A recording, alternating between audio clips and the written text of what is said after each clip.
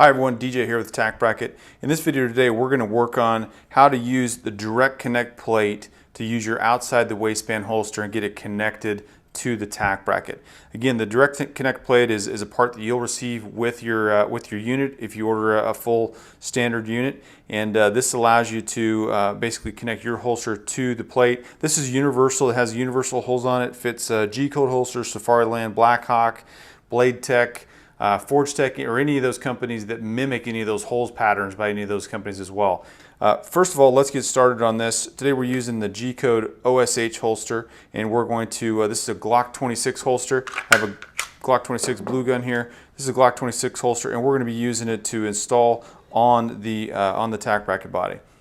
What you're going to need to get started here is you're going to need the 3 spacers and screws that are sent with your system. You'll need the 2 security nuts. These are special. They have a special pin security nut. There's just 2 of these. And we got a bit that we sent you as well. Not the screwdriver, but we sent you the bit as well. And you'll need a Allen key and some kind of marking pencil or marker, something you can see on the tack bracket to get the correct height. So let's get started. First thing we're going to do is we're going to attach the direct connect plate to the holster. Now we want to get some spacing here because this is going to be right up against the back wall, and we want to get some spacing here so you can get your thumb down and get a normal draw on the weapon. So how we do that is we use spacers. Now sometimes if you have these little nuts that are included with the holster, sometimes you can get these spacers just to fit right on there and stay in place, which is kind of nice if they're protruding out, or you can reach inside and push them out a little bit. Usually those are just push nuts. In this case, I can get this to work probably on 2 of the 3 of these. The third one doesn't seem to want to work, but I can get it going 2 of the 3, and that makes it easier now to find the correct holes now on the direct connect plate. Now the direct connect plate has holes on the back. This side is flat, and this side has holes that are pre-sunk for these panhead screws. So we want to put the flat side against the holster.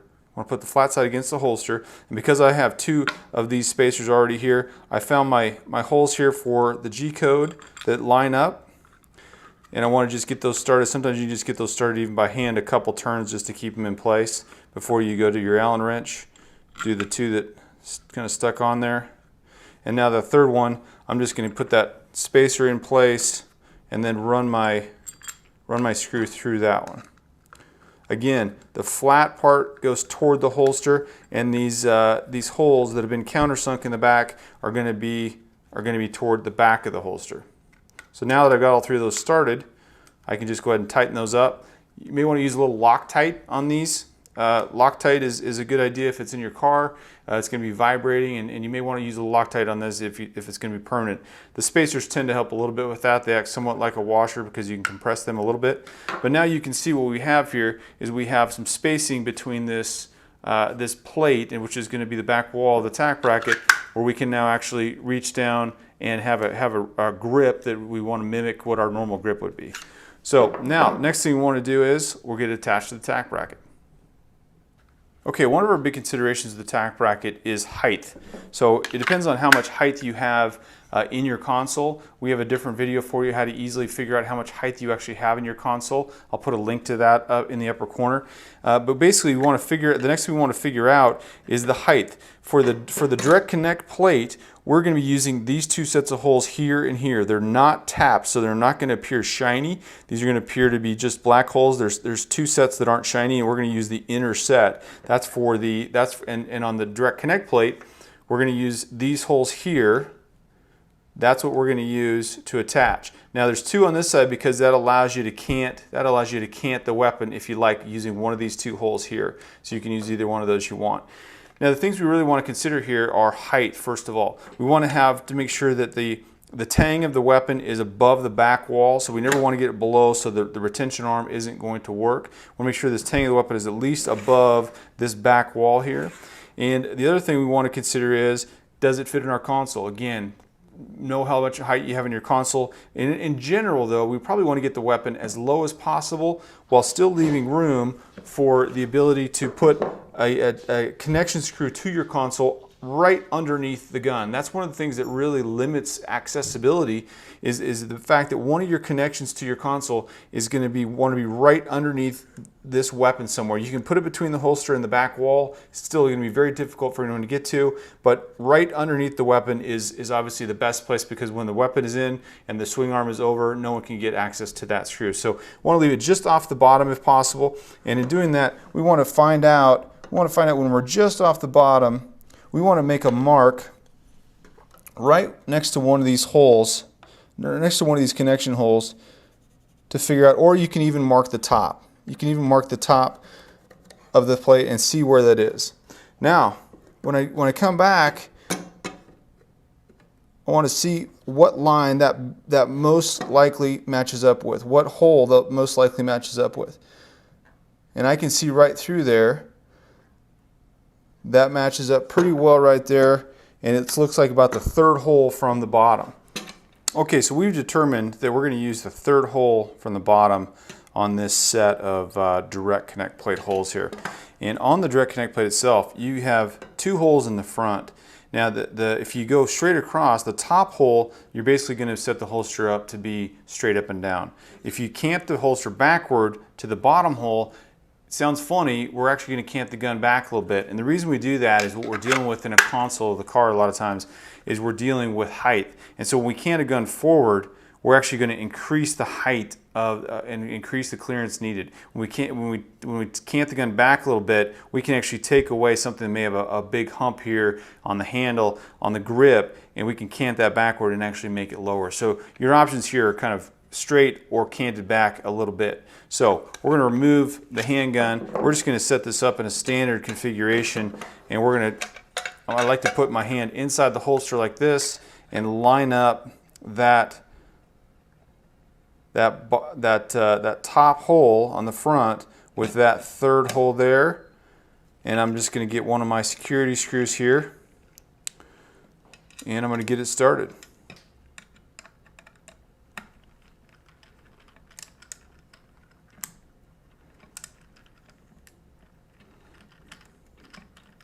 I'm not going to screw this all the way down. I'm going to leave it a little bit loose so I can rotate and make sure I can line up my second hole here and find my second security screw. Line up that hole with the back and then get that screwed in. Again, you may want to use some Loctite here. On anything when you're in a vehicle, you may want to use some Loctite. That's your personal preference.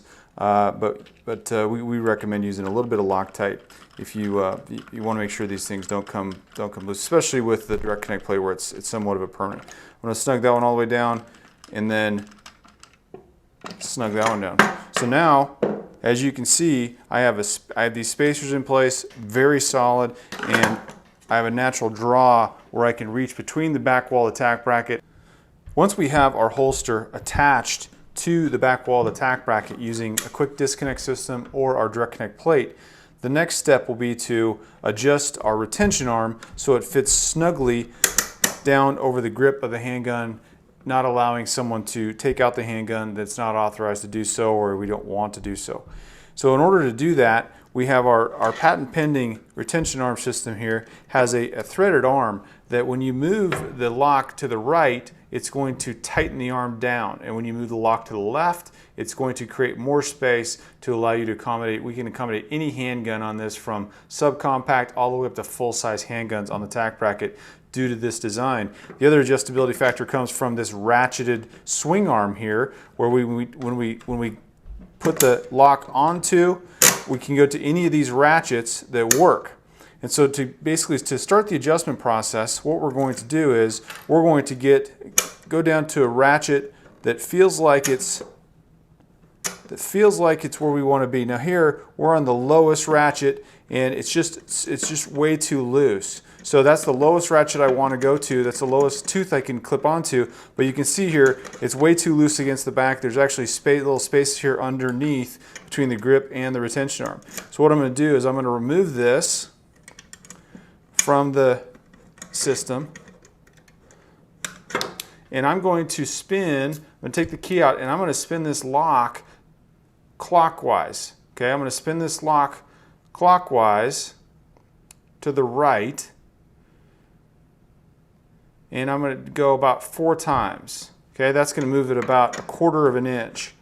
Okay, and then I'm going to try it again. I'm going to go to that same tooth on the ratchet, and now that's much better. That's actually touching the bottom. That's actually touching the back grip of the handgun there, and that's nice. That's where I want to be. So once I get that there, then I want to take a 9/16. This is 3/8 inch nut here. I want to take a 9/16 wrench, and I'm just going to tighten this down with that lock nut there and tighten that down in place. Now this nut isn't what's holding it together. It just holds the swing arm in an orientation that's square, but this nut obviously isn't doing the locking. If you undo that nut, you're still not going to be able to get the handgun out. We're going to send you the tack bracket pre-installed in a certain hole. But we have these holes in the front here so you can move this swing arm apparatus.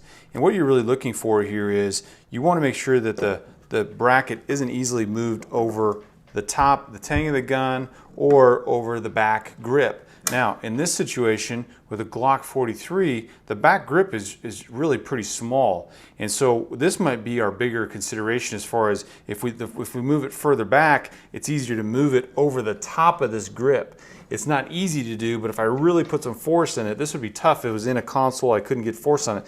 But if I really put force on it, I could probably move it over the back of that grip. Now, so what I want to do in this situation is I want to move this forward, so now the top of that arc that's created by this pivot point is not allowing me to move that grip over. So let's move that forward and see how that affects. The tack bracket comes with 8 different holes that you can use on this front to move this swing arm apparatus. And again, we want to get this to the point where it's at the best place for your particular firearm. In order to move this apparatus, basically what you're going to need a 5/32 Allen wrench, and you're going to need a ratchet or something you can get to. This is a nylock nut back here, which allows the system to move without ever coming loose. So you're going to need a 7/16 ratchet here on the back, and then to move this, you basically are just going to put that ratchet on the back, and you're going to unscrew the front screw here, and that will allow you to disassemble this. You can see this pyramid nut on the inside here doesn't allow anything other than a ratchet to get to it. So if a firearm's in place, it's basically, you can't do this unless a firearm is removed. So disassemble this, and then you can just keep it all together and then move it to whatever hole you desire and then reassemble using the reverse process. So I'm going to put it in the 4th hole from the back this time. Make sure that bushing goes back in there. And I'm going to put my pyramid nut on there and then get my nut started here.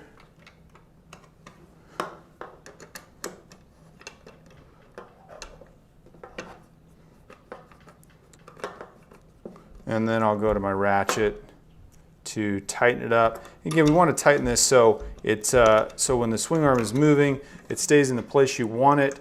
And that's your personal preference. We want to make sure we tighten it so it's snug, and then the swing arm stays in place and nothing's going to move underneath. So now we have it on the 4th hole forward, was on the 2nd hole forward with that Glock 43. Let's take a look at how that works now. Okay, previously on this Glock 43, we were on the 2nd hole from the back. We have 8 holes we can use. We were on the 2nd from the back. We've moved that up 2 full holes. Let's see how that affects the security of this Glock 43. Get that down. That's a nice ratchet there. Now, much more difficult to get that over the back of that gun, and still to lift it straight up over that tang is extremely difficult as well. So moving that forward, you got to play around because all guns are different. We can't prescribe which hole you should use, but move it around. So typically it's going to have a little forward tilt to it. So move that around so it's going to best fit your handgun, not allow someone to move that over the top, either over the back or over the top of the gun.